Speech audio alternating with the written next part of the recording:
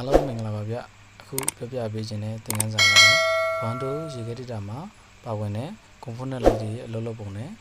wiring တွက်ဆက်ထားပုံသင်ခန်းစာလေးပဲဖြစ်ပါတယ်ဒီသင်ခန်းစာဟာအခုမှရေခဲဒေတာကိုစတင်လေ့လာတဲ့တငယ်ချင်းမိတ်ဆွေများအတွက်ရည်ရွယ်ထားခြင်းဖြစ်ပါတယ်သင်ခန်းစာတစ်ခုကိုစတင်လေ့လာတော့မယ်ဆိုရင် component တစ်ခုချင်းစီရဲ့အလုပ်လုပ်ပုံကိုနားလည်သဘောပေါက်ထားမယ်ဆိုရင်မိမိတို့ကိုယ်တိုင်ရေခဲဒေတာတစ်လုံးပြုပြင်တဲ့နေရာမှာအလွန်အမတ္တမအလျင်မြန်စွာပြုပြင်နိုင်မှာပဲဖြစ်ပါတယ်ပထမဆုံး AC ဝင်ရစပြီးပြောချင်ပါတယ် AC ဝင်မှာ line ရဲ့ neutral ရဲ့ဆိုပြီးတော့ကျိုးနှစ်ချောင်းရှိပါတယ်အနီရောင်သင်္ကေတနဲ့ပြထားတာက line ဖြစ်ပြီးအနက်ရောင်သင်္ကေတနဲ့ပြထားတာကတော့ neutral လို့သတ်မှတ်ရမှာဖြစ်ပါတယ်ပုံမှန်ပြထားတဲ့အတိုင်းဆိုရင် neutral က default heater ရဲ့တစ်ဖက်ကိုလည်းရောက်ပါတယ် overload ကိုကြော်ပြီးတော့လည်း compressor ရဲ့compound ငုပ်ဖြစ်တဲ့ C ကိုလည်းရောက်ထားပါတယ်နောက်ပြီးရေခဲဒေတာထဲမှာပါတယ်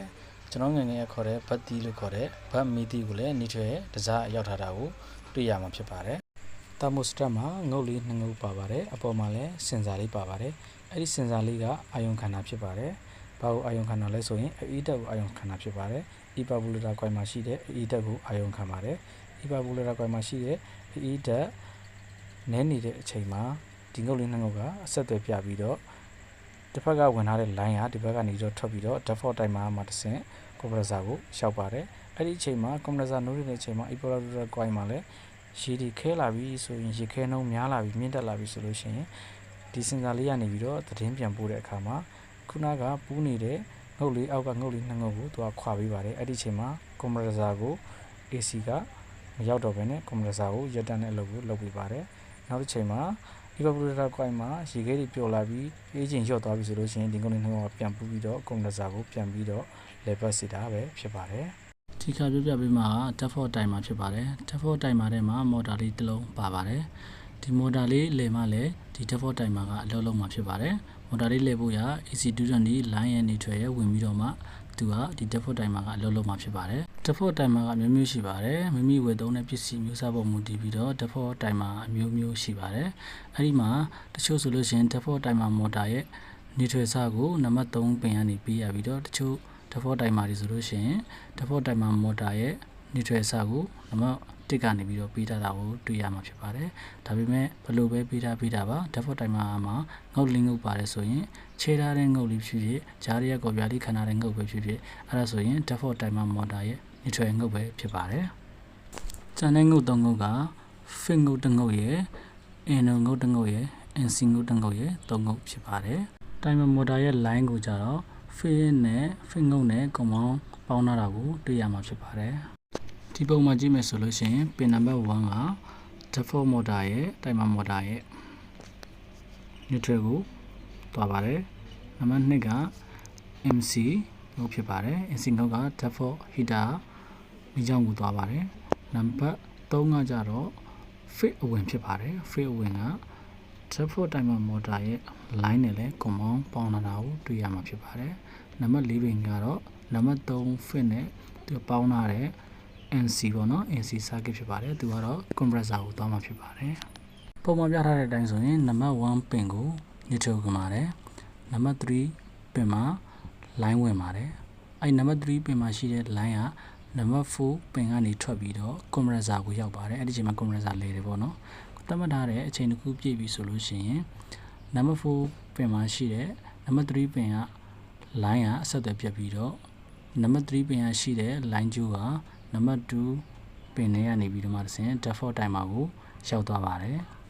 ။အဲ့တော့ timer ပေးမယ်ဆိုရင် compressor ဘက်ကိုပဲနံပါတ်4ပင်ဘက်ကိုပဲပေးလို့ရပါတယ်။နံပါတ်2ဖြစ်တဲ့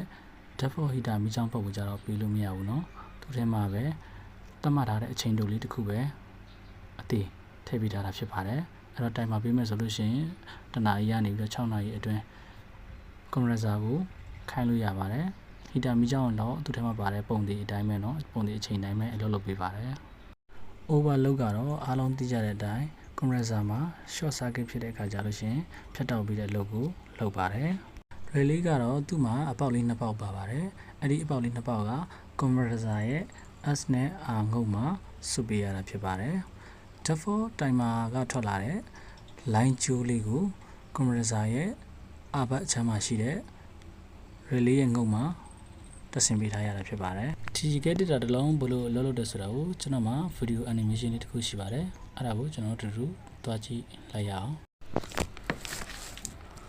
ဒီ animation လေးမှာရှေ့ကဲတစ်တာတစ်လုံးကိုပါဝါပေးလိုက်ပြီဆိုတာနဲ့ condenser လုပ်ပါပြီ default timer လည်းအလုပ်လုပ်နေပါပြီ default timer motor မှာပင်နေရအစိတ်လေးကနေပြီးတော့တစ်ပတ်လည်တိုင်းတစ်စိတ်ကိုရွှေ့ပေးပါတယ်ဥပမာအဖြစ်အဲ့ဒီအစိတ်တစ်စိတ်ကမိနစ်30ဆိုလို့ရှိရင်ဒီတစ်ပတ်ပြည့်တာနဲ့6နာရီပြည့်မှာဖြစ်ပါတယ်ဒီမှာတွေ့ရမှာက default timer ရဲ့ပင်နံပါတ်3ကို line ဝင်ထားပါတယ် default timer ရဲ့ပင်နံပါတ်1က neutral ဝင်ထားပါတယ်အဲ့ဒီ neutral ဘယ်ရလာလဲဆိုရင် default heater မီးကြောင်းကနေစီးပြီးတော့ဝင်လာတာဖြစ်ပါတယ်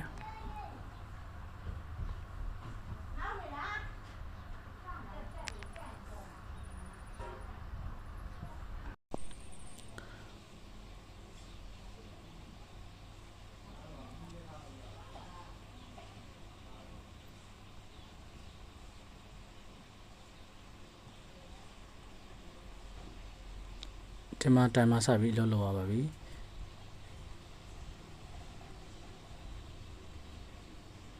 default heater လည်းလင်းသွားပြီနော် thermostat က evaporator မှာအာရုံခံနေပါတယ်အေးချိန်တစ်ဖြည်းဖြည်းနဲ့ heater မီးကြောင်းဖြောချတဲ့အတွက်အေးချိန်တစ်ဖြည်းဖြည်းနဲ့လျော့ကျနေပါပြီအေးချိန်လျော့တာနဲ့ဒီ default thermostat ကနေတော့ဖြတ်မှာဖြစ်ပါတယ်ဖြတ်ပေးမှာဖြစ်ပါတယ်ဟာဒါဆိုလို့ရှိရင်ဖြတ်သွားပါပြီဖြတ်သွားပြီဆိုလို့ရှိရင်ကျွန်တော်တို့ motor ကိုneutral ပြန်ပြီးတော့ heater မီးကြောင်းနဲ့စီးသွားတာဖြစ်ပါတယ်မှာတွေ့ရမှာဖြစ်ပါတယ် default timer ပြတ်ပြီဆိုလို့ရှိရင်ဘယ်လိုဖြစ်မလဲပေါ့နော်ဒါ default timer ပြတ်တဲ့အနေထားပေါ့ default timer ပြတ်ပြီဆိုလို့ရှိရင် compressor ကြီးတိုက်လည်နေမှာဖြစ်ပါတယ်သူ timer အလုံးမလုပ်ပြီးတော့ default timer ကြီးပြတ်တဲ့အတွက်နော် default timer မလဲတော့တာဖြစ်တဲ့ compressor ကြီးတိုက်လုံးလုပ်နေလိမ့်မယ်ရှည်တရားတစ်လျှောက်ခိုင်းနေလိမ့်မယ်နော်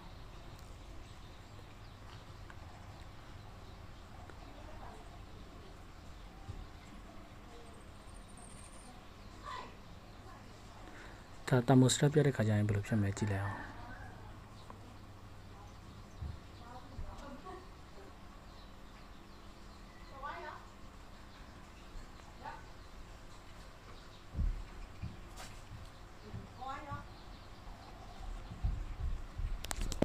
တာမီးကြောင်းကဒါဖြောချတယ်ဒါပေမဲ့ thermostat ကပြတ်နေတယ်နော်ရှည်ရပြောနေပြီဒီမှာပူတောင်ပူလာပါပြီတောင် evaporator ကြီးကအေးတဲ့ရောက်နေကပူလာပြီအဲ့ဒီချိန်မှာကျွန်တော်တို့ဖြူလည်းပြတ်ပါပြီအဲ့ဒီချိန်မှာ system တစ်ခုလုံးလုံးမလုပ်တော့ဘူးเนาะမီးတော့ပလက်ထိုးရတယ်ဒါပေမဲ့ရေခဲတက်တာကြီးကဘာမှမနိုးတော့ဘူးเนาะအဲ့လိုမျိုးတွေဒါအဲ့လိုပြစ်ချက်မျိုးကြရင်ဒါမျိုးသူက thermostat တို့เนาะဖြူတို့ကိုပြန်စစ်စေရမှာဖြစ်ပါတယ်